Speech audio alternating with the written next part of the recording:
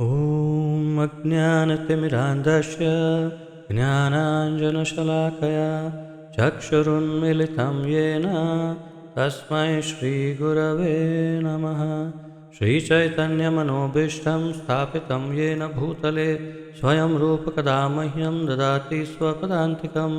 वन्देऽहं श्रीगुरुः श्रीयुतपदकमलं श्रीगुरून् वैष्णवांश्च श्रीरूपं साग्रजातं सहगण रघुनाथान्वितं तं सजीवं साद्वैतं सावधूतं परिजनसहितं कृष्णचैतन्यदेवं श्रीराधाकृष्णपादान् सहगण ललिता श्रीविशाखान्वितांश्च। हे कृष्ण करुणा सिन्धो दीनबन्धो जगत्पते गोपेश गोपिकान्त राधाकान्त नमोऽस्तु ते। तप्त कांचन गौरांगी राधे वृंदावनेश्वरी वृषभानुसुते देवी प्रणमामि हरिप्रिये।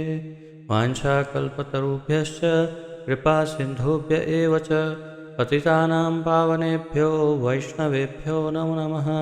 अनन्तकोटिवैष्णववृन्द की जय।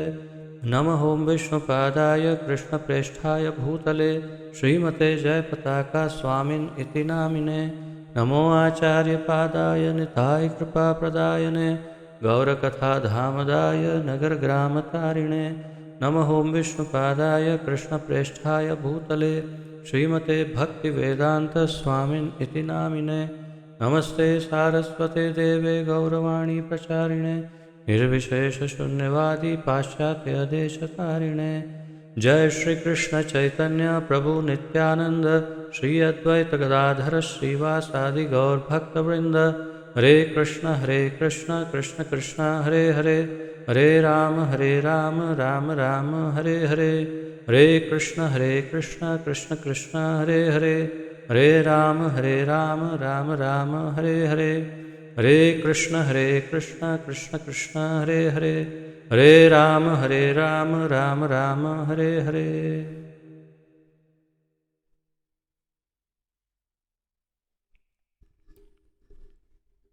आप सबका बहुत बहुत स्वागत है आज के इस अत्यंत महत्वपूर्ण दिव्य कार्यक्रम में, जिसके अंतर्गत हम श्रीमद् भगवद गीता यथारूप का सम्मिलित अध्ययन कर रहे हैं।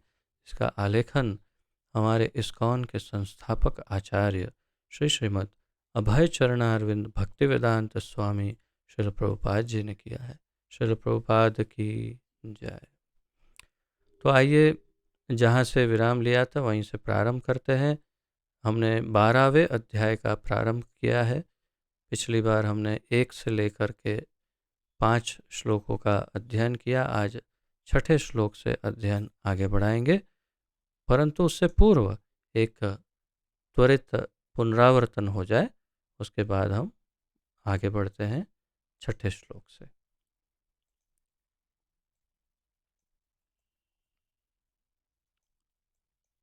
तो जैसा कि आप को स्मरण होगा स्मरण करना ही होगा और स्मरण करना ही चाहिए कि इस 12वें अध्याय का शीर्षक है भक्ति योग। तो 12वां अध्याय जो है उसका शीर्षक ही भक्ति योग है। इसमें प्रथम श्लोक में अर्जुन भगवान से पूछते हैं,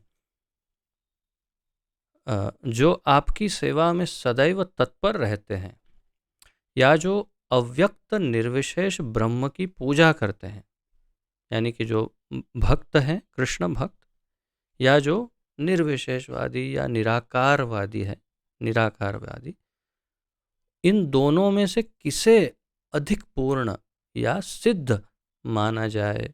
तो दोनों में से कौन अधिक महत्वपूर्ण है या कौन सिद्ध है या कौन पूर्ण है, कौन एक तो या तो भक्त या फिर एक निराकारवादी, यानी एक साकारवादी या निराकारवादी में से किसे पूर्ण माना जाए, ये प्रश्न है अर्जुन का।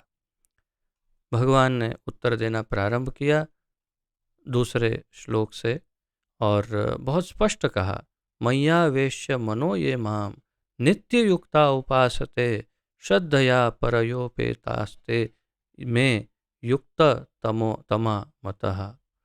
अर्थात जो लोग अपने मन को मेरे साकार रूप में एकाग्र करते हैं, भगवान ने कहा, यानी कि मेरे इस रूप में जो मन को एकाग्र करते हैं और अत्यंत श्रद्धापूर्वक मेरी पूजा करते हैं, मेरी पूजा करने में सदैव लगे रहते हैं, वे मेरे परम सिद्ध माने जाते हैं, मेरे द्वारा परम सिद्ध माने जाते हैं। तो भगवान कह रहे हैं कि सीधा सीधा उत्तर दे दिया, सीधा प्रश्न सीधा उत्तर, और फिर इसी उत्तर को विस्तार से पूरे अध्याय में समझाएंगे। लेकिन उत्तर पहले ही श्लोक में दे दिया कि जो भक्त हैं मेरे, वो मेरे द्वारा सिद्ध माने जाते हैं। और आगे फिर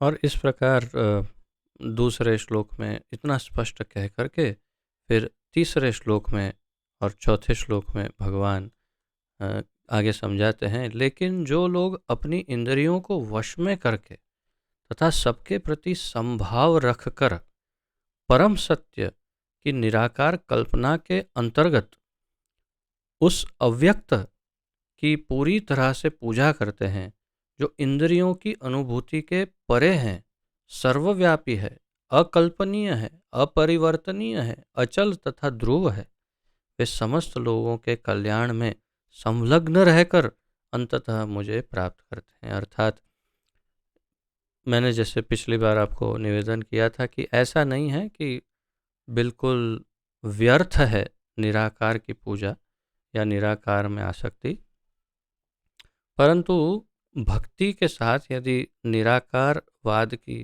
तुलना की जाए तो जैसे अगले 5वें श्लोक में बताएंगे भगवान, अत्यंत कष्टप्रद है और ऊपर से इतने सारे नियमों का पालन, सबके प्रति संभाव रखना है, ये करना वो करना वो करना, इतना करने के बाद जब अचल और ध्रुव एकदम कृत निश्चय और अडिग रहकर बिल्कुल वो अव्यक्त की पूजा में लगा रहे, तो धीरे धीरे धीरे धीरे अंततः, यानी वो भी शायद कई जन्मों के बाद, परंतु भगवान को प्राप्त कर सकते हैं।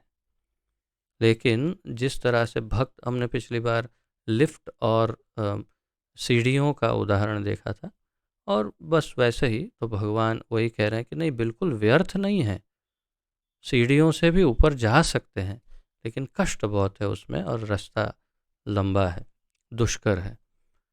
ये समझाते हुए फिर 5वें श्लोक में कहते हैं, क्लेशो अधिकरस्तेषाम् अव्यक्त आसक्त चेतसाम अव्यक्ता ही गतिर्दुःखम देहवद भीर अवाप्यते। अर्थात जिन लोगों के मन परमेश्वर के अव्यक्त निराकार स्वरूप के प्रति आसक्त हैं, उनके लिए प्रगति कर पाना अत्यंत कष्टप्रद है। क्यों? क्योंकि देहधारियों के लिए उस क्षेत्र में प्रगति कर पाना सदैव दुष्कर रहता है या होता है, क्योंकि हम शरीरधारी हैं और निराकार का, जिसको शरीर ना हो, उसकी कल्पना करके उसमें आसक्त होना, अनुरक्त होना, उनकी भक्ति करना, उनके प्रति समर्पित होना, जिनका कोई रूप ही नहीं है, ये लगभग असंभव सी बात है और बहुत दुष्कर है। यही भगवान समझा रहे। तो जैसे मैंने कहा था पिछली बार, ये कंठस्थ करने योग्य अत्यंत महत्वपूर्ण श्लोकों में से एक है और प्रचार के लिए एकदम सबसे श्रेष्ठ श्लोकों में एक है, समाहित है ये, क्योंकि अधिक से अधिक लोग, सामान्य लोग सब निराकारवादी ही होते हैं प्रायः, या तो फिर निर्विशेषवादी होते हैं, अर्थात सभी भगवान हैं, किसी को भी भज लो, इन्हें निर्विशेषवादी कहते हैं। तो उनके लिए ये समझाना बड़ा महत्वपूर्ण है, केवल कृष्ण का भक्त क्यों बनना चाहिए। और फिर आज छठा श्लोक, और इसका हम प्रारंभ करते हैं, उच्चारण करते हैं। छठा और सातवां साथ में है, उच्चारण करते हैं। आइए।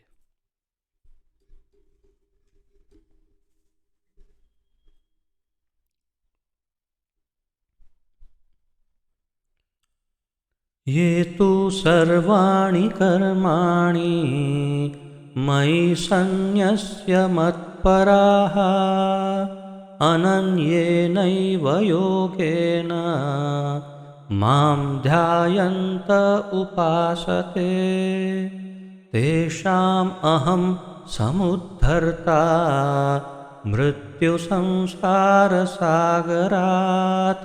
भवामि न चिरात् पार्थ मय्यावेशितचेतसाम्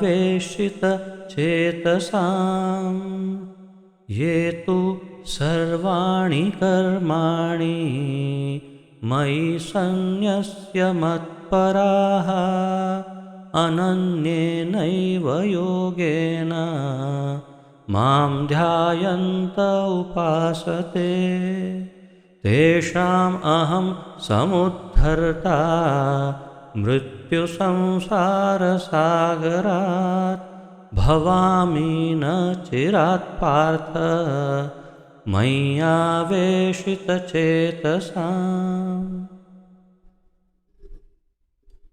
बहुत ही मीठा श्लोक है। मीठा यूँ है कि जब भगवान अपने भक्त के लिए कुछ अपना प्रेम भाव या अपनी करुणा कृपा अनुकंपा दिखाते हैं, तब भक्त को मीठा ही लगता है भगवान। तो इस श्लोक में भगवान अपनी अनुकंपा दिखा रहे हैं, कृपा दिखा रहे हैं, प्रेम दिखा रहे हैं भक्तों के लिए, इसीलिए ये बहुत मीठा है। उसमें भी ये जो तीसरी कड़ी है, तेषाम अहम समुद्धरता मृत्यु संसार सागरात, तो भक्त को किस प्रकार उसकी नैया पार लगाते हैं भगवान, उसका यहाँ पर वर्णन है। आइए पहले शब्दार्थ देखते हैं। ये जो तू लेकिन सर्वाणी समस्त कर्माणि कर्मों को मई मुझ में संन्यस्य त्याग कर मत पराहा मुझ में आसक्त अनन्येन अनन्य एव निश्चय ही योगेन ऐसे भक्ति योग के अभ्यास से माम मुझको ध्यायन्तः ध्यान करते हुए उपासते पूजा करते हैं तेषाम उनका अहम मैं समुद्धरता उद्धारक मृत्यु मृत्यु के संसार संसार रूपी सागरात समुद्र से। तो इसका क्या पूरा अर्थ हुआ? तेषाम अहम समुद्धरता मृत्यु संसार सागरात, अर्थात उनका मैं उद्धारक हूँ। इससे मृत्यु के संसार रूपी सागर से मैं उनका उद्धार करता हूँ। भवामी होता हूँ, न नहीं, चिरात दीर्घकाल के बाद, पार्थ हे पृथापुत्र, मई मुझ पर, आवेशित स्थिर, चेतसाम मन वालों को।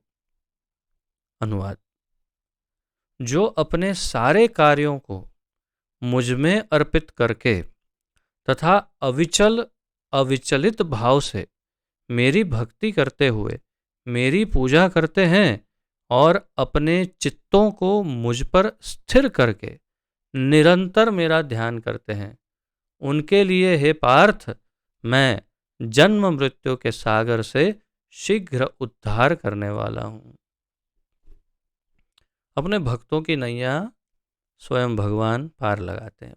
संक्षेप में ये पूरे का अर्थ बस इतना सा है कि अपने भक्तों की नैया को वे स्वयं खुद स्वयं अपने हाथों से उसकी नैया पार लगाते हैं और बाकी सबको अपने अपने बल बूतों पर अपनी नैया को धक्के मारते रहना पड़ता है और भक्त की नैया स्वयं भगवान चलाते हैं।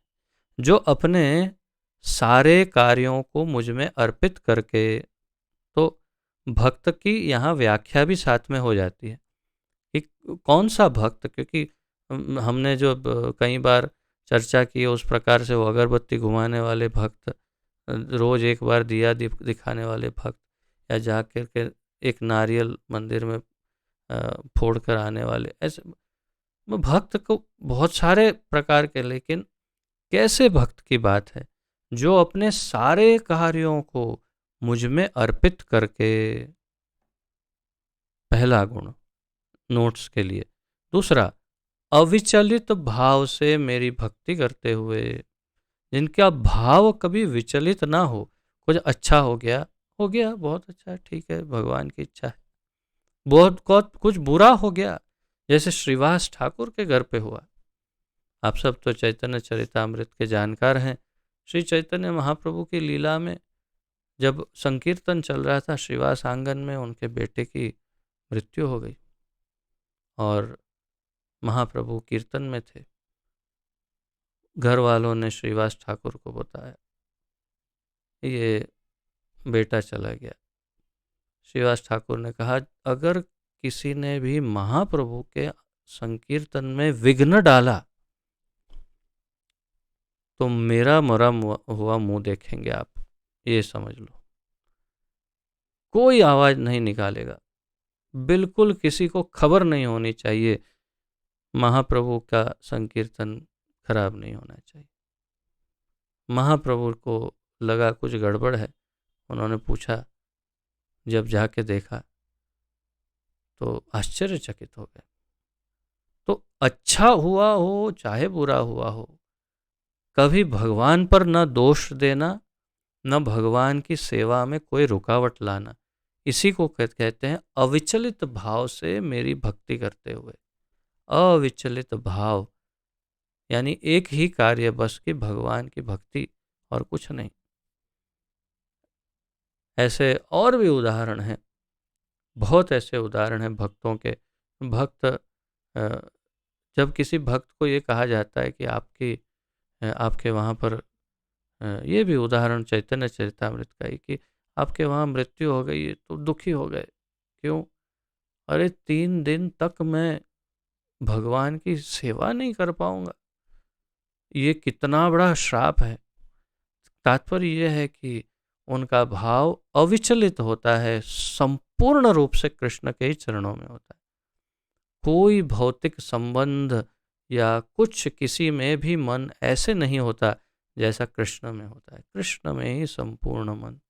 तो जो अपने सारे कार्यों को मुझे अर्पित करके अविचलित भाव से मेरी भक्ति करते हुए मेरी पूजा करते हैं, तीसरा पॉइंट है, जो मेरी पूजा भी करते हैं और अपने चित्तों को, चौथा पॉइंट, मुझ पर स्थिर करके चित्त को भगवान में स्थिर करते हैं। यह नहीं कि दिन में कुछ चलता रहता है मन में, यहाँ से वहाँ भटकता रहता है और फिर मन 5 मिनट के लिए एकदम से, अरे आज भगवान का दर्शन, भगवान के मंदिर के सामने भी जाते हैं तो यहाँ से अरे वो ऐसा हो गया, वो ये कौन आया, ये क्या हुआ, वो चित्त ही नहीं चिपकता है। जबकि एक शुद्ध भक्त का चित्त सदैव भगवान में लगा रहता है। हम तो केवल कल्पना, मैं तो कम से कम मेरी बात कर रहा हूँ कि मैं तो केवल कल्पना कर सकता हूँ उस अवस्था की, क्योंकि मैं तो उससे दूर, बहुत दूर हूँ उस अवस्था से। आडंबर का कोई प्रश्न नहीं, जो है वही सत्य है। मेरा चित्त ठाकुर जी में चिपका नहीं, बस कामना यही रहती है कि ऐसा हो जाए कभी। लेकिन भगवान ऐसे ही भक्तों की यहाँ बात कर रहे हैं कि अपने चित्तों को मुझ पर स्थिर करके, चित्त स्थिर हो जाए ठाकुर जी पर और कुछ आए ही नहीं दिमाग पर, और निरंतर मेरा ध्यान करते हैं। 5वां पॉइंट, निरंतर मेरा ही ध्यान करते हैं। उनके लिए, तो ऐसे शुद्ध भक्तों के लिए, ऐसे उन्नत भक्तों के लिए भगवान क्या करते हैं? मैं जन्म मृत्यु के सागर से शीघ्र उद्धार करने वाला हूं। अब इसका अर्थ समझ में आया। तेषाम अहम समुद्रता मृत्यु संसार सागरात, मैं जन्म मृत्यु के सागर से शीघ्र उद्धार करने वाला हूँ ऐसे भक्तों का, यानी उनकी नैया को पार लगा देता हूँ। तात्पर्य, यहाँ यह स्पष्ट कहा गया है कि भक्तजन अत्यंत भाग्यशाली हैं। आगे बढ़ने से पहले ये श्लोक भी अवश्य कंठस्थ करने जैसा है। बहुत ही भक्तों के भाव के दृष्टिकोण से काफ़ी उत्तम है कि भगवान कैसे अपने भक्तों की रक्षा करते हैं या उनका उनका बेड़ा कैसे पार करते हैं, इसका परिचय है। इसलिए ये श्लोक कंठस्थ करने योग्य महत्वपूर्ण श्लोक। तो प्रभुपाद जी तात्पर्य में कहते हैं, यहाँ यह स्पष्ट कहा गया है कि भक्तजन अत्यंत भाग्यशाली हैं कि भगवान उनका इस भवसागर से तुरंत ही उद्धार कर देते हैं। अब प्रभुपाद जी ने तो भगवान ने जो शब्द का यहाँ प्रयोग किया नहीं है वो उन्होंने जोड़ दिए। भगवान ने क्या कहा, तेषाम अहम समुद्धरता, मैं उसका उद्धार करता हूँ मृत्यु संसार सागरात। क्या उन्होंने ये कहा कि शीघ्र तुरंत, ऐसा कुछ कहा ही नहीं। भगवान का जो कहना है उसमें उनके शुद्ध भक्त का थोड़ा सा उन्होंने अपने शब्दों को जोड़ दिया। और भगवान क्या करेंगे, भगवान अपने शुद्ध भक्त के शब्दों का ही मान रखेंगे। इसलिए प्रभुपाद जी ने जोड़ा, तुरंत ही उद्धार कर देते हैं अपने भक्तों का। तो इसीलिए इसमें कोई संशय नहीं है, जो भी भक्त हैं जितने शुद्ध उतना उनका उद्धार हो ही चुका समझो। तो शुद्ध भक्ति करने पर प्रभुपाद जी भी यहाँ यही शब्द प्रयोग कर रहे हैं, क्योंकि वो जो 5 पॉइंट बताए वो शुद्ध भक्त के ही लक्षण हैं। उन्हें आप लिख करके अलग से अवश्य रखिएगा कि शुद्ध भक्त ये 5 पॉइंट हो, तब जा करके भगवान फिर उनके लिए ये कर सकते हैं, अपने सारे कार्यों को मुझ में अर्पित करके अविचलित भाव से मेरी पूजा करते हैं, अपने चित्तों को मुझ में स्थिर करते हैं और निरंतर मेरा ध्यान। ये तो प्रभुपाद जी इसीलिए कह रहे हैं, शुद्ध भक्ति करने पर मनुष्य को इसकी अनुभूति होने लगती है कि ईश्वर महान है और जीवात्मा उनके अधीन है। उसका कर्तव्य है कि वह भगवान की सेवा करे, और यदि वह ऐसा नहीं करता तो उसे माया की सेवा करनी होगी। शुद्ध भक्त को ये सारा रियलाइजेशन, ये प्रतीति, उसको ये अनुभव हो जाता है, ये साक्षात्कार हो जाता है कि भगवान महान है, मैं बिल्कुल तुच्छ उनका दास हूँ, सेवक हूँ, नित्य सेवक, और मुझे उनकी सेवा करनी ही है। अगर मैं उनकी सेवा नहीं करूँगा तो मेरा उद्धार नहीं होगा और दूसरा कोई अन्य रास्ता भी नहीं है। और एक इसका विकल्प यही रह जाता है, शुद्ध भक्त जानता है, अगर मैं भगवान की सेवा नहीं करूंगा तो मुझे सेवा तो करनी ही पड़ेगी, लेकिन माया की। बस 2 में से किसी एक की सेवा तो करनी ही है, चाहे माया की करो चाहे भगवान की करो। माया की सेवा करके डंडे और पड़ेंगे और दुख झेलने पड़ेंगे। माया का यही हिसाब किताब है, उसकी सेवा करते रहो वो और डंडे मारती रहेगी, लेकिन भगवान की सेवा करो तुरंत मुक्त कर देते हैं। तो इसलिए बुद्धिमान व्यक्ति माया की सेवा ना करके भगवान की सेवा करते हैं। इसके लिए ऊंट का उदाहरण दिया जा सकता है। जैसे कि एक ऊंट है, ऊंट को ऐसे कहते हैं कैमल, ऐसे कहते हैं कि जब वो नोक कांटों वाला वृक्ष होता है उसकी पत्तियां खाता है जब, तो पत्ती खाते खाते वो कांटे उसकी जिह्वा में, मुख के अंदर सब जगह चुभने लगते हैं, चुभते हैं और उसमें से खून बहने लगता है। और पत्तियों के रस के साथ साथ वो खून उसका मिल जाता है और वो सोचता है कि इतना स्वादिष्ट, आहा, आनंद आ गया, बहुत स्वाद है। और वो उसे स्वाद समझ करके पत्तियों का अपने ही खून को खाता है, अर्थात कि उसका खून बह रहा है, अर्थात उसका नुकसान हो रहा है, और वो उस नुकसान को नहीं देखता, वो स्वाद को देखता रहता है। माया बिल्कुल वैसा ही हमारे साथ करती है। हमें लगता है कि हम बहुत ही आनंद में हैं, खुश हैं, संतुष्ट हैं, प्रसन्न हैं और एकदम सुरक्षित है। बस 2020 शुरू होते ही माया देवी ने समझा दिया, सुरक्षा ना तुम्हारी ना, मेडिकल या इंश्योरेंस या धन क्या है तुम्हारे पास, सब लो, एक झटका ले लो थोड़ा सा कोरोना।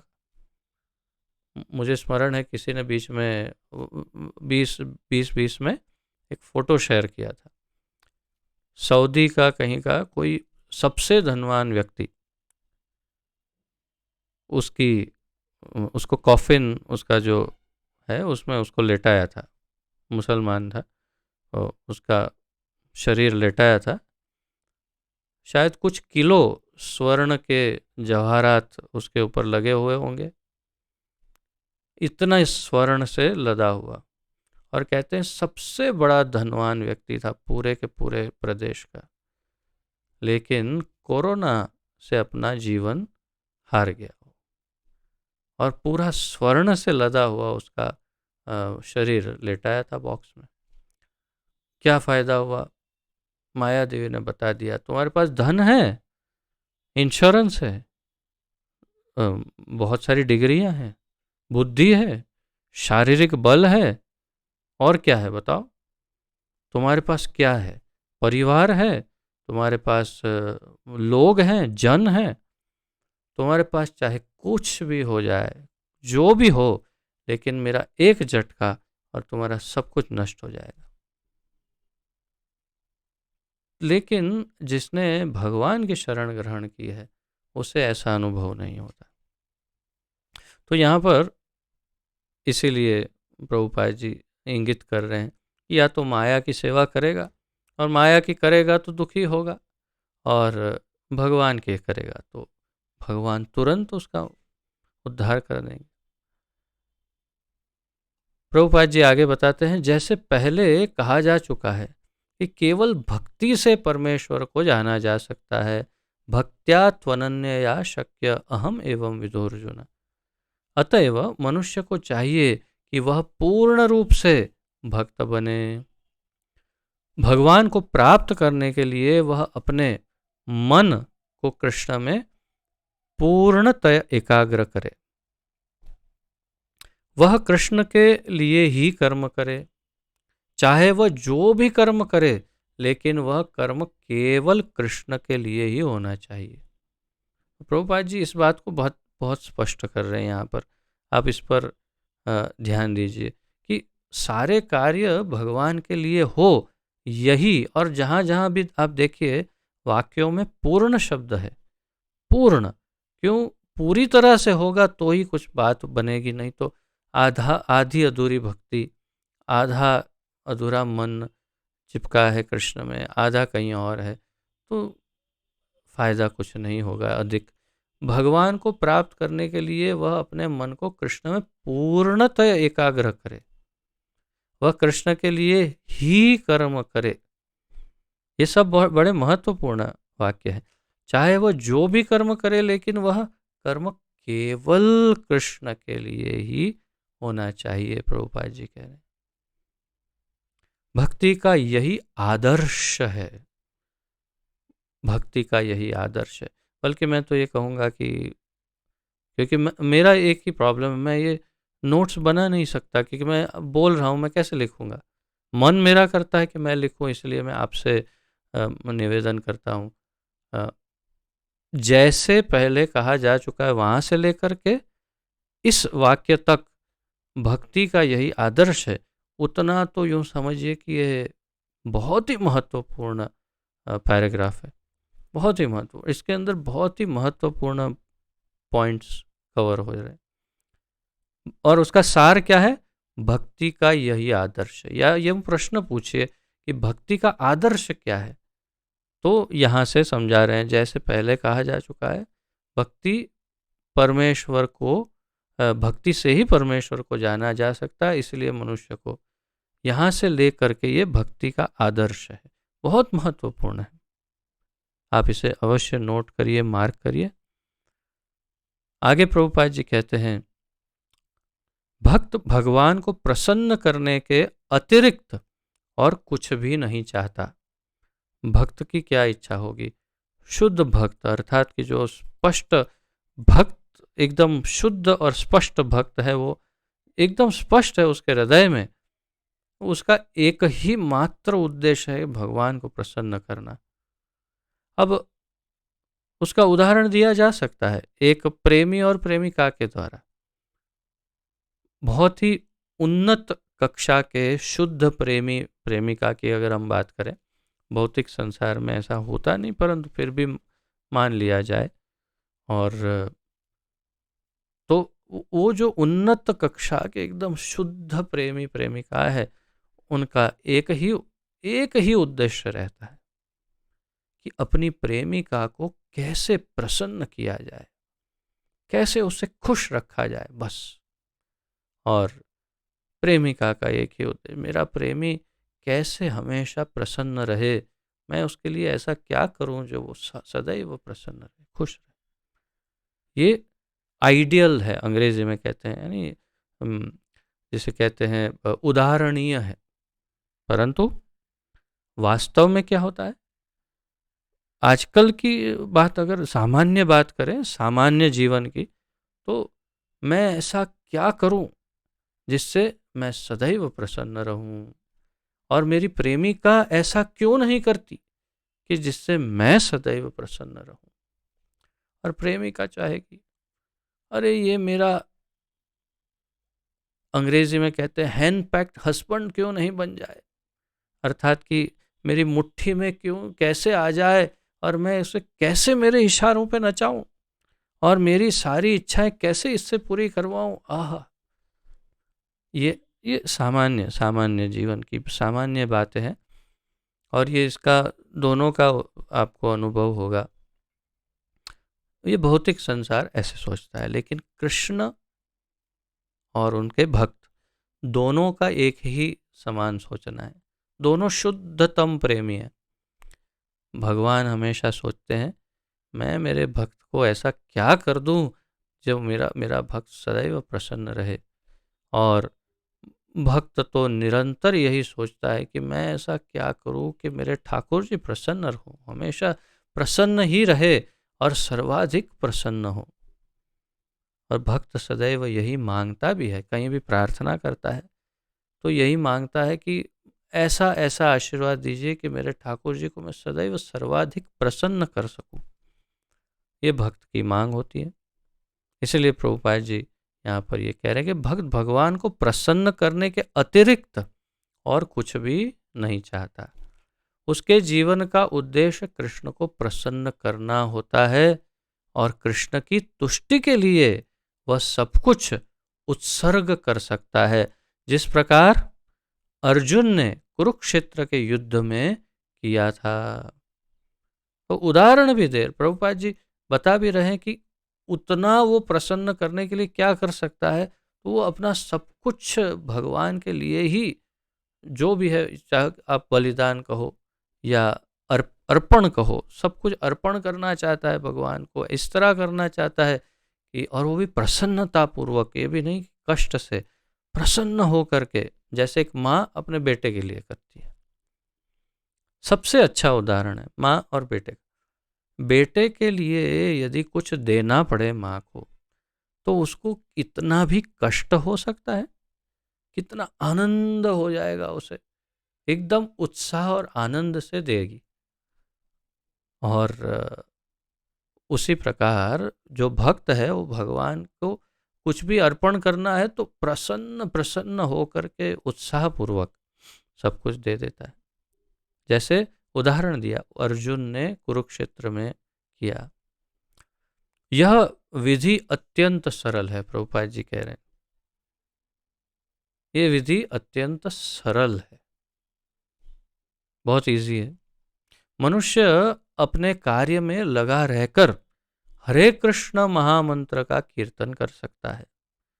ऐसे दिव्य कीर्तन से भक्त भगवान के प्रति आकृष्ट हो जाता है।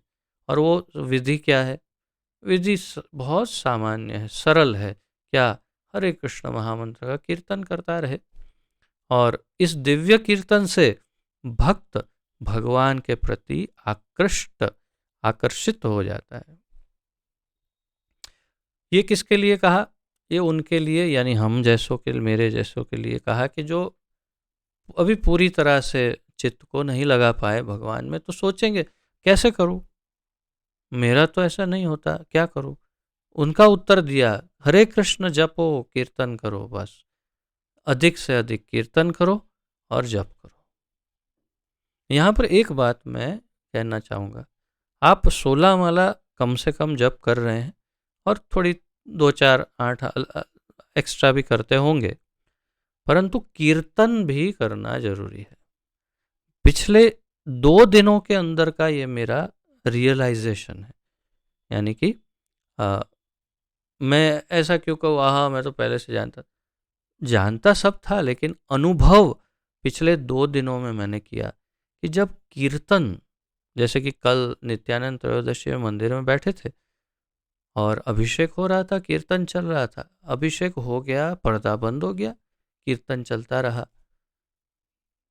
मैं सोच रहा था हाँ अब मैं थोड़ा भागवतम पढ़ लेता हूँ, आज समय है, लेकिन ध्यान में आया कि संकीर्तन भी तो बहुत महत्वपूर्ण है, और वो भी संकीर्तन इतने सारे भक्तों के साथ मिल करके। और फिर 2 घंटे तक मैं कीर्तन का आनंद लेता रहा, और जो अनुभव हुआ है हृदय में, उसका मैं क्या वर्णन करूं। एक इतना अच्छा अनुभव होता है, भौतिक दृष्टिकोण से भी बहुत अच्छा लगता है। आध्यात्मिक बात तो मैं कर ही नहीं रहा, आध्यात्मिक तो स्वाभाविक है क्योंकि महामंत्र तो गोलोक का प्रेम धन है। तो तात्पर्य यह है कि संकीर्तन भी थोड़ा आप 10 मिनट 15 मिनट भी घर के अंदर अपने परिवार के साथ हो तो सबसे अच्छा, करताल लेकर के थोड़ा सा संकीर्तन रोज करिए और देखिए उसका एक अलग ही अनुभव है। और इसीलिए प्रभुपाद जी कह रहे हैं ऐसे दिव्य कीर्तन से भक्त भगवान के प्रति आकर्षित हो जाता है।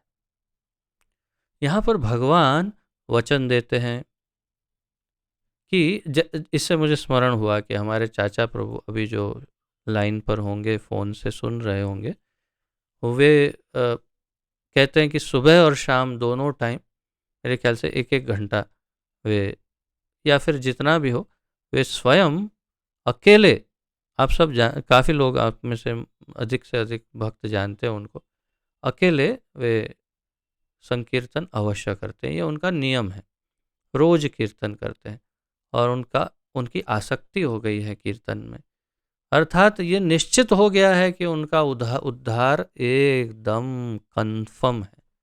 जिसका मन संकीर्तन में स्थिर हो गया उसका उद्धार कोई नहीं रोक सकता। आप देखिए प्रभुपाद जी यही बात बता रहे हैं, संकीर्तन में जिसकी आसक्ति हो गई उसका उद्धार एकदम निश्चित है, 100% गारंटी।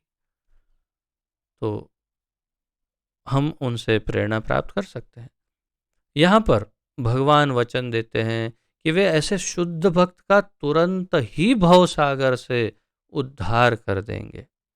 जो योगाभ्यास में बढ़े चढ़े हैं वे योग द्वारा अपनी आत्मा को इच्छा अनुसार किसी भी लोक में ले जा सकते हैं और अन्य लोग इस अवसर को विभिन्न प्रकार से उपयोग में लाते हैं। लेकिन जहां तक भक्त का संबंध है,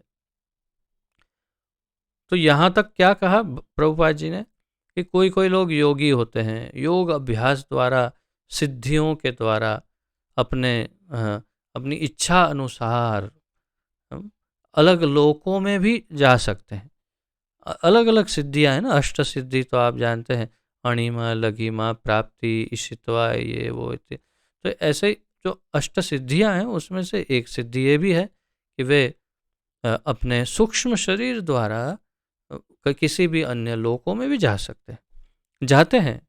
तो ये सिद्धि का उपयोग करके आत्मबल से जा भी सकते हैं, कोई और लोक में चले गए और इस अवसर को विभिन्न प्रकार से उपयोग में भी लाते हैं। लेकिन भक्त की बात कर रहे हैं प्रभुपाद जी की, लेकिन जहां तक भक्त का संबंध है उसके लिए यहाँ यह स्पष्ट कहा गया है कि स्वयं भगवान ही उसे ले जाते हैं। यहाँ पर यह स्पष्ट कहा गया कि अ, कौन, ये शब्दों को आप पकड़िए, तेषाम अहम समुद्धरता मृत्यु संसार सागरा, तेषाम उसको, अहम मैं स्वयं, समुद्धरता मृत्यु संसार सागर। ये इसीलिए मैंने कहा कि ये बड़े अत्यंत प्रेम का प्रमाण है। इसमें ये प्रेम का श्लोक है। इसमें भगवान प्रेम से भक्त की कैसे उद्धार करने की अपनी जो इच्छा है उसको व्यक्त कर रहे हैं कि मैं स्वयं ले जाता हूँ उसे, इस मृत्यु संसार से उद्धार करता हूँ। तो यहाँ ये स्पष्ट कहा गया है कि स्वयं भगवान ही उसे ले जाते हैं। भक्त को वैकुंठ में जाने के पूर्व अनुभवी बनने के लिए प्रतीक्षा नहीं करनी पड़ती। वराह पुराण में एक श्लोक आया है, वराह पुराण का बहुत अच्छा श्लोक है ये, नयामि परमं स्थानम अर्चिराद दिगतिम विना, नयामि परमं स्थानम अर्चिरादि गतिम विना, गरुड़स्कंध आरोप्यम, गरुड़स्कंधम आरोप्यम यथेच्छम निवारितः, यथेच्छम अनिवारितः। अर्थात नयामि मैं ले जाता हूँ, मैं ले जाता हूँ, नयामि मैं ले जाता हूँ, परमम स्थानम परम स्थान में, सबसे टॉप मोस्ट जगह पर, कहाँ, अर्चिरादि गतिम विना, बिल्कुल कोई रुकावट नहीं, उसमें कोई क्षण भर का भी समय नहीं रुकेगा। कैसे ले जाता हूँ, गरुड़ स्कंदम आरोप्य, गरुड़ के कंधे पर बैठा के ले जाता हूँ, भगवान कह रहे हैं। प्रभुपाद जी बताते हैं तात्पर्य यह है कि वैकुंठ लोक में आत्मा को ले जाने के लिए भक्त को अष्टांग योग साधने की आवश्यकता नहीं है। वैकुंठ लोक में जाने के लिए भक्त को अष्टांग योग या ऐसा कुछ भी करने की आवश्यकता, इसका भार भगवान स्वयं अपने ऊपर लेते हैं। वे यहां पर स्पष्ट कह रहे हैं, वराह पुराण के इस श्लोक में क्या कह रहे हैं, वे स्वयं ही उद्धारक बनते हैं। इस भगवत गीता के श्लोक में भी कह रहे हैं ना, तेषाम अहम समुद्धरता, बालक अपने माता पिता द्वारा अपने आप रक्षित होता रहता है, जिससे उसकी स्थिति सुरक्षित रहती है। इसी प्रकार भक्त को योगाभ्यास द्वारा अन्य लोकों में जाने के लिए प्रयत्न करने की आवश्यकता नहीं होती, अपितु भगवान अपने अनुग्रहवश स्वयं ही अपने पक्षी वाहन गरुड़ पर सवार होकर तुरंत आते हैं और भक्त को भव सागर से उबार लेते हैं। वराह पुराण के इसी श्लोक में गरुड़ स्कंधम आरोप्य, और क्या कहा, अर्चिरादि गतिम विना, कोई बिल्कुल कोई रुकावट नहीं, तुरंत नयामि परमम स्थानम, मैं उसको टॉप मोस्ट स्थान पर ले जाता हूं, निश्चित रूप से टॉप स्थान पर। तो ये यहां पर सबसे आवश्यक बात समझनी क्या है, भक्ति, भक्ति ही सर्वश्रेष्ठ है, क्योंकि जो भक्त है उसे ही ये स्पेशल सर्विस मिलती है। ऐसी स्पेशल सर्विस अन्य किसी भी योगी को नहीं मिलती। वो अपने बलबूते पर उसको सब कुछ करना होता है। और यहाँ पर मैं आपको स्मरण कराता हूँ, हमने ब्रह्म संहिता के अध्ययन में पढ़ा था, अगर आपको स्मरण हो या जिसने मेरे साथ ये अध्ययन किया था, कि वैकुंठ लोक के प्रवेश होने से पहले, वैकुंठ से पूर्व ही वहाँ पर 4 दिग्पाल या क्षेत्रपाल होते हैं, और उनका कार्य क्या है, कोई भी योगी, ध्यानी, ज्ञानी या ऐसा कोई योगी अपने बलबूते पर अगर वैकुंठ में आना चाहता है तो वहाँ पर उसे रोक लिया जाता है। रोक लिया जाता है और ब्रह्म संहिता में बताया है कि वो अधिक से अधिक भगवान के चरणों के नख तक पहुंच के फिर वहां से जैसे ही वो नख तक पहुंच गया, सोचेगा ये क्या है क्या है, उतने में तो उसे डंडे पड़ने प्रारंभ हो जाते हैं। ब्रह्म संहिता में लिखा है, ब्रह्मा जी स्वयं लिख रहे हैं। डंडे मार के वो क्षेत्रपाल वहां से उसे भगा देते हैं कि तुम्हारा यहाँ प्रवेश नहीं हो सकता, यहाँ केवल भक्तों का प्रवेश है वैकुंठ जगत में। अर्थात कि कोई बड़े से बड़ा योगी क्यों ना हो, ध्यानी ज्ञानी, लेकिन वो वैकुंठ के अंदर प्रवेश नहीं प्राप्त कर सकता। ये तो निश्चित है, ये हमने स्वयं पढ़ा था। तो यहाँ पर भक्त की तो, और वो तो अपने आप वहां पहुंचकर डंडे खाकर वापस आता है, और यहाँ तो गरुड़ के कंधे पर बिठाकर भगवान उसको लेने स्वयं आते हैं। आजा तो इधर बैठ, मैं एक कंधे पे मैं बैठता हूँ तो इधर बैठ जा।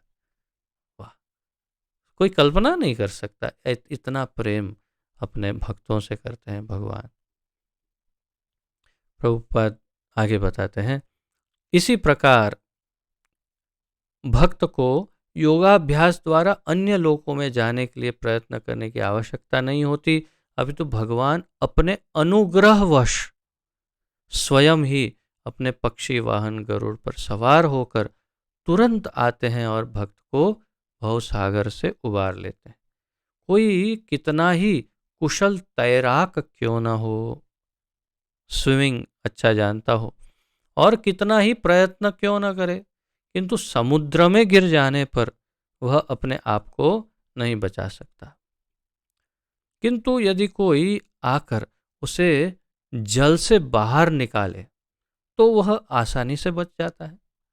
इसी प्रकार भगवान भक्त को इस भवसागर से निकाल लेते हैं। इसी प्रकार भगवान कैसे निकालते हैं, जैसे समुद्र में कोई तैराक गिर गया, चाहे कोई भी गिर गया हो, लेकिन चाहे कितना भी बड़ा तैराक क्यों ना हो, कुछ घंटों तक तैर पाएगा, फिर तो समाप्त हो जाएगा। लेकिन अगर उसे कोई आकर के हेलीकॉप्टर आ जाए, कुछ आ जाए और उसे बचा ले वहां से, उसी प्रकार भगवान अपना हेलीकॉप्टर लेके आते हैं, जो है पक्षीराज गरुड़, और उस हेलीकॉप्टर में ले जाके उस हेलीकॉप्टर के कंधे पे बिठाते हैं। एक कंधे पे स्वयं बैठते हैं, एक में भक्त को बिठाते, उबार के ले जाते हैं भक्त को। मनुष्य को केवल कृष्ण भावनामृत की सुगम विधि का अभ्यास करना होता है और अपने आप को अनन्य भक्ति में प्रवृत्त करना होता है। किसी भी बुद्धिमान व्यक्ति को चाहिए कि वह अन्य समस्त मार्गों की अपेक्षा भक्ति योग को चुने। बिल्कुल, ये बुद्धिमान की बात है। मनुष्य को केवल कृष्ण भावनामृत की सुगम सुगम अच्छा लगने वाली, बहुत प्रिय लगने वाली, सरल और प्रिय लगने वाली विधि का अभ्यास करना होता है। अरे बताओ, प्रसाद किसको अच्छा नहीं लगेगा भाई? कीर्तन में नाचना है, गाना है, किसको अच्छा नहीं लगेगा? अरे सभी सभी विधियां इतनी सरल और इतनी सुगम हैं, और लोग बोलते हैं अरे भक्ति, क्या भक्ति योग, इतनी सुगम और सबसे श्रेष्ठ विधि। तो प्रभुपाद जी कह रहे हैं सुगम विधि का अभ्यास करना होता है और अपने आप को अनन्य भक्ति में प्रवृत्त करना। अनन्य भक्ति, ये एक प्रॉब्लम कृष्ण का है। आप यानी सामान्य जो जगत है उनकी दृष्टि से इसे प्रॉब्लम कह सकते हैं, और प्रेम की दृष्टि से यही तो प्रेम है, प्रेमी का अधिकार है। वो चाहे कि वो सिर्फ उसकी प्रेमिका उसे ही प्रेम करे और किसी को प्रेम ना करे, उसमें क्या गलत चाहा? कोई भी प्रेमी चाहेगा कि उसकी प्रेमिका सिर्फ उसे प्रेम करे और किसी को ना करे, क्या गलत चाहते हैं?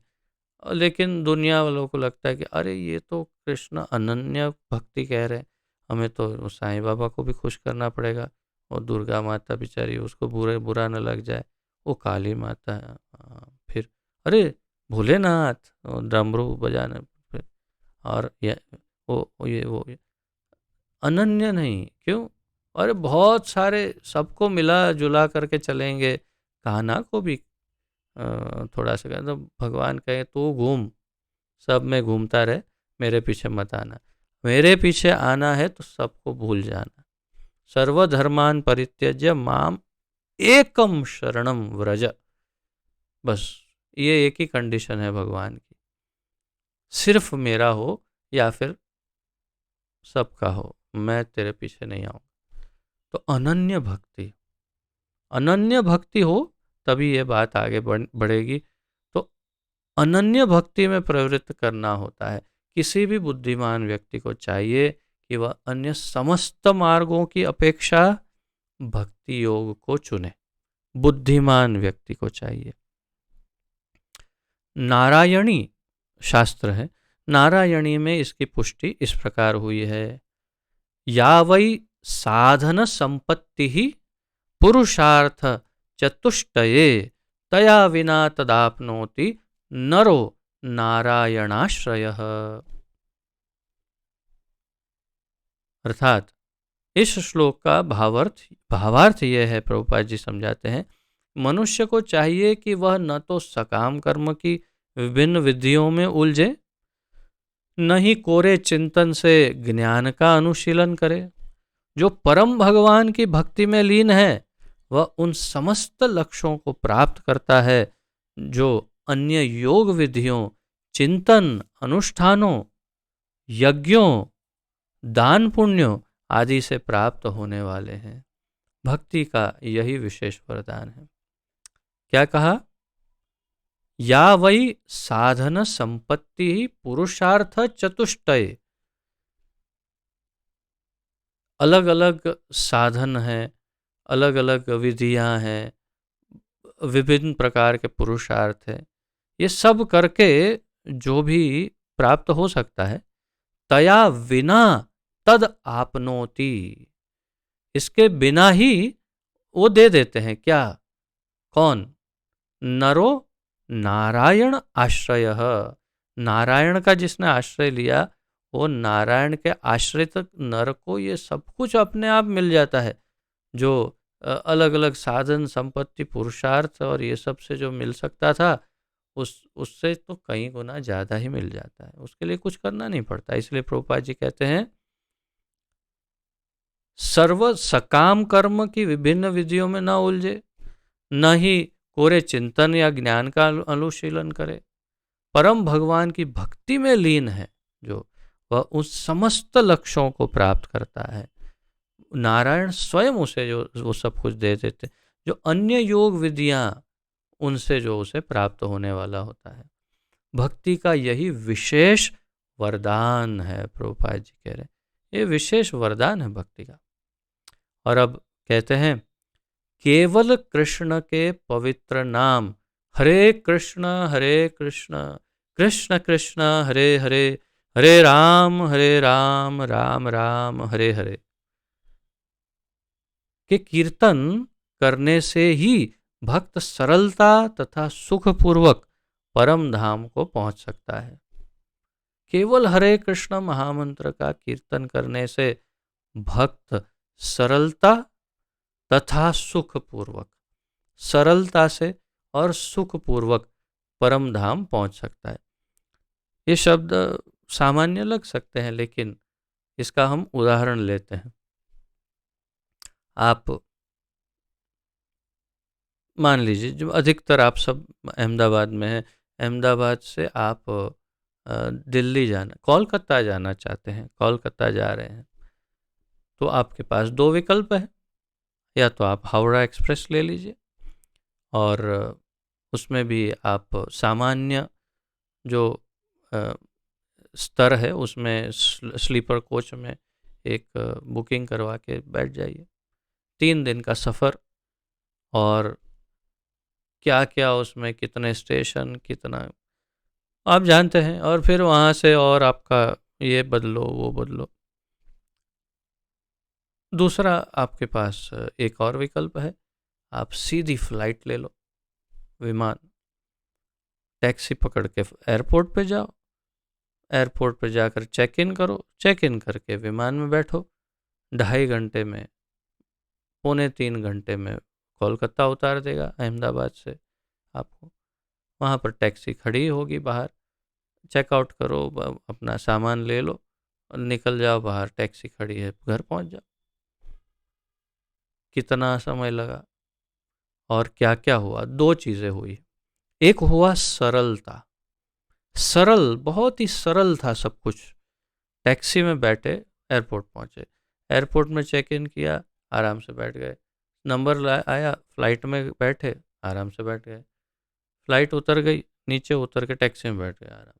सरल था एकदम, और सुखपूर्वक भी था, बहुत सुख था, सुविधा थी, कोई परेशानी नहीं थी।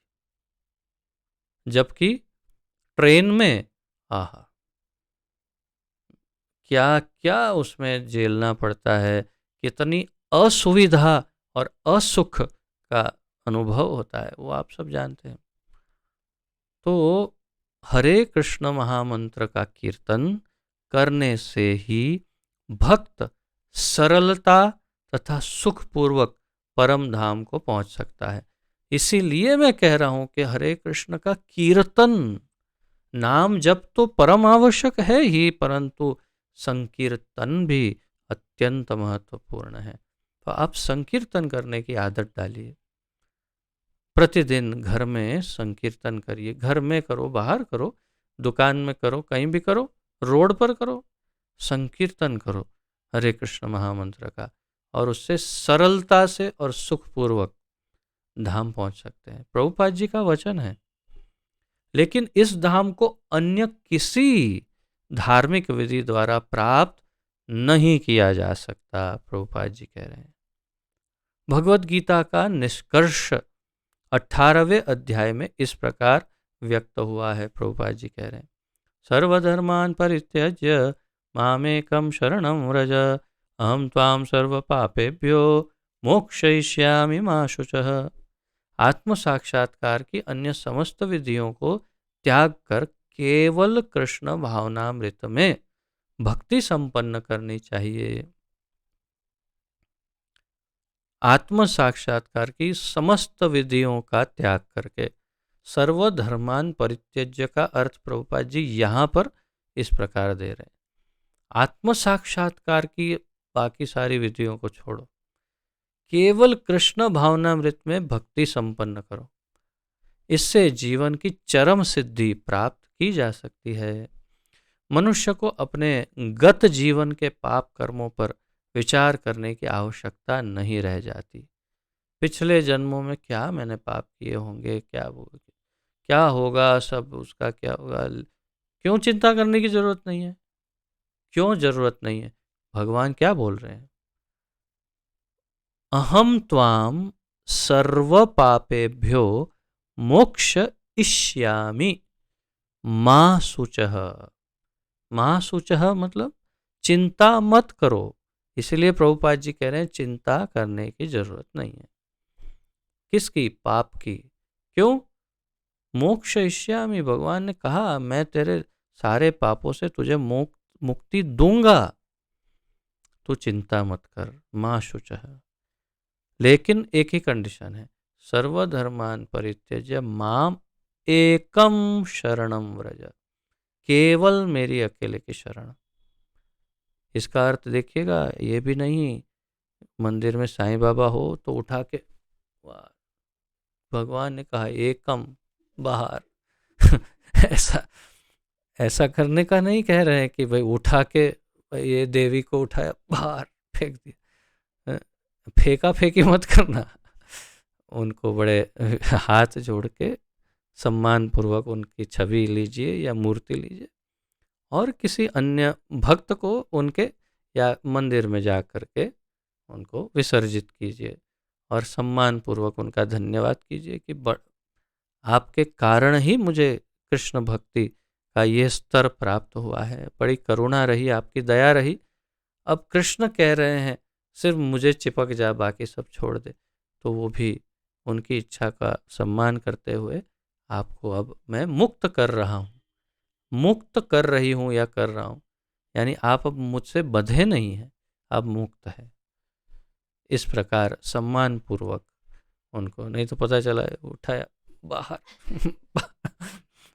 वह क्यों बोले, बाकी सबको छोड़ दो, ऐसे नहीं उठा उठा के फेंकना नहीं किसी को क्योंकि वो भी सब वैष्णव है।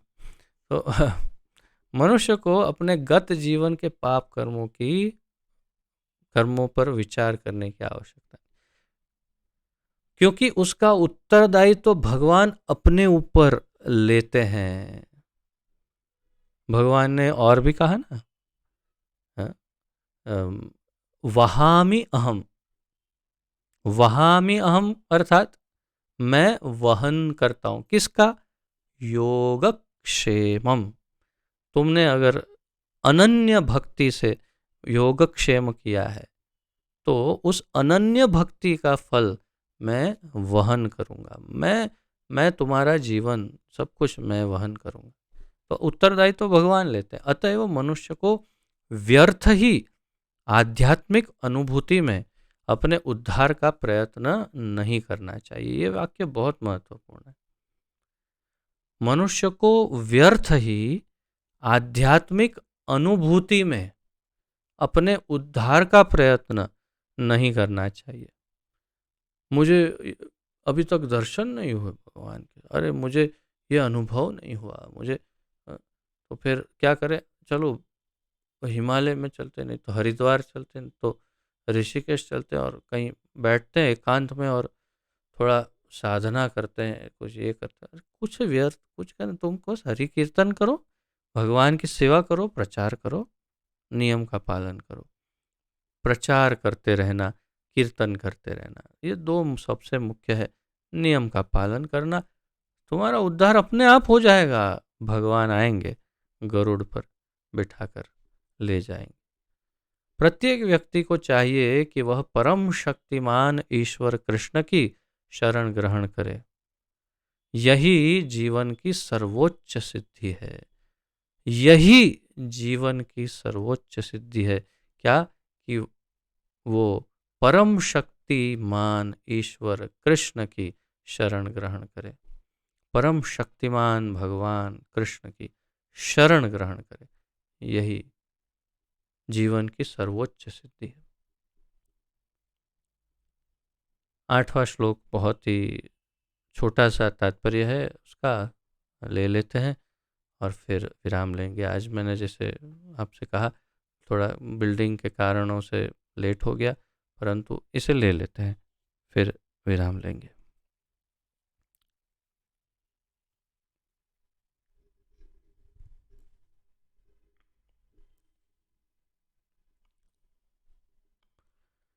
मय्येव मन आधस्त्व मयि बुद्धिं निवेशय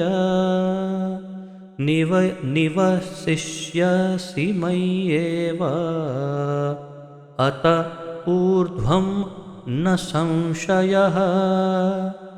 मय्येव मन आधस्त्व मयि बुद्धिं निवेशय निवसिष्यसि मय्येव अत ऊर्ध्वं न संशयः।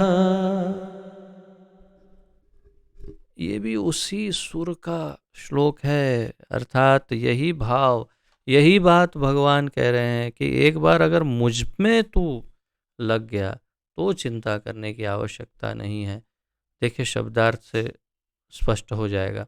मयि मुझ में, एव मयि एव यानी मयि एव, निश्चय ही, मनः मन को, आधस्त्व स्थिर करो, आधस्त्व यानी स्थिर करो, मुझ में मन को स्थिर करो।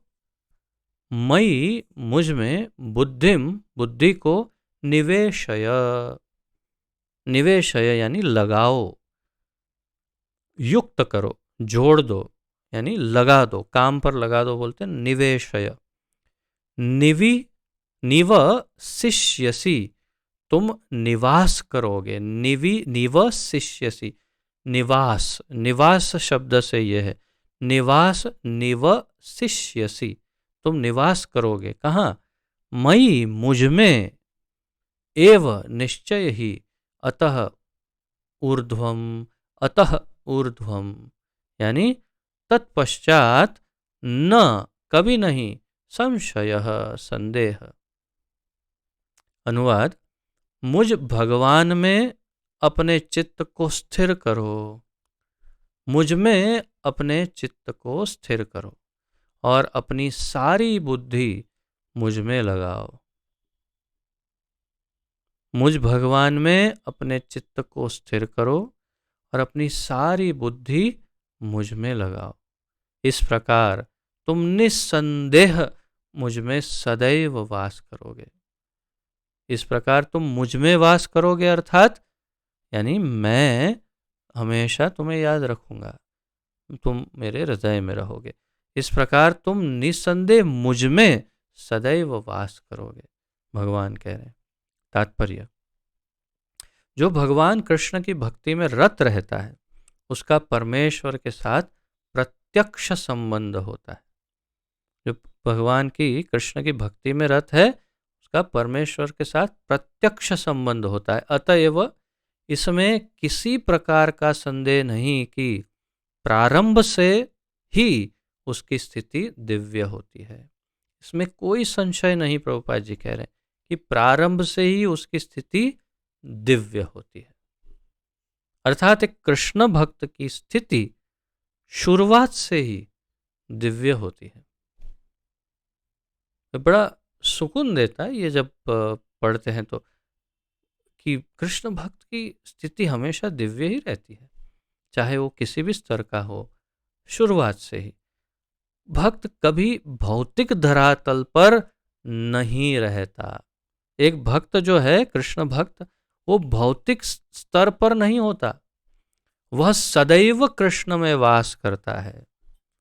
भगवान का पवित्र नाम तथा भगवान अभिन्न है। ये श्लोक आप कई बार हम इसकी चर्चा कर चुके होंगे अन्य जगहों पर, भगवद गीता में ना सही किसी अन्य चर्चाओं में।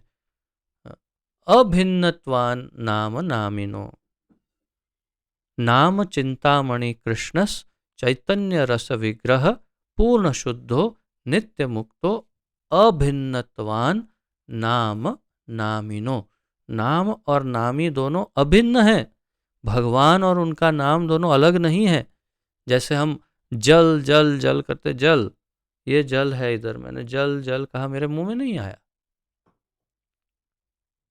परंतु जब मैं कृष्ण कृष्ण कृष्ण कहता हूं तो ये चमड़ी की आंखें नहीं देख सकती, परंतु कृष्ण उस वक्त मेरी जिह्वा पर नृत्य कर रहे हैं, क्योंकि नाम और नामी अलग नहीं है। भगवान में ये है कि वो दोनों एक है, नाम और उनका नाम, स्वयं भगवान और नाम दोनों एक ही है। अतः जब भक्त हरे कृष्ण कीर्तन करता है तो कृष्ण तथा उनकी अंतरंगा शक्ति भक्त की जिह्वा पर नाचते रहते हैं। आहा, प्रभुपाद जी एकदम स्पष्ट कह रहे हैं कि जब भक्त हरे कृष्ण कीर्तन करता है तो उसकी जिह्वा पर हरे यानी भगवान की शक्ति, अंतरंगा शक्ति श्रीमती राधा रानी, तथा कृष्ण यानी स्वयं भगवान उसकी जिह्वा पर नाचते रहते हैं। जब वह कृष्ण को भोग अर्पण करता है तो कृष्ण प्रत्यक्ष रूप से उसे ग्रहण करते हैं और इस तरह भक्त इस उच्चिष्ट जूठन यानी भगवान के प्रसाद को खाकर कृष्णमय हो जाता है। जो इस प्रकार सेवा में नहीं लगता, जो इस प्रकार सेवा में नहीं लगता, वह नहीं समझ पाता कि यह सब कैसे होता है। यद्यपि भगवद गीता तथा अन्य वैदिक ग्रंथों में इसी विधि की संस्तुति की गई है। सभी ग्रंथों में सार रूप में यही है विधि, भगवान की सेवा, प्रत्यक्ष सेवा भगवान की, और उसी से भगवान के साथ संबंध स्थापित हो सकता है। तो आज यहीं पर विराम लेते हैं, और भी मैं ले सकता था श्लोक, परंतु मूल रूप से आज समय अधिक हो चुका है, इसलिए आज यहीं विराम लेते हैं और कल फिर इसी नवम श्लोक से आगे बढ़ेंगे। यदि किसी का कोई प्रश्न, जिज्ञासा, उत्कंठा या कोई सुधार सुझाव हो तो अवश्य प्रस्तुत कर सकते हैं।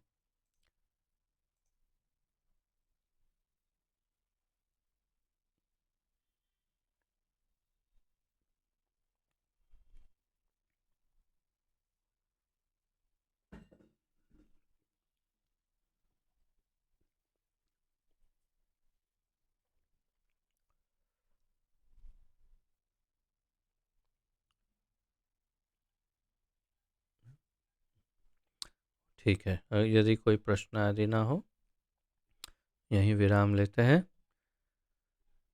पतित पावन जगत गुरु श्रील प्रभुपाद की जय। पतित पावन गुरुदेव की जय। निताय गौर प्रेमानंदे। हरि हरि बोल। आप सभी को बहुत बहुत धन्यवाद करते हुए आपको दंडवत प्रणाम करता हूँ। हरे कृष्णा।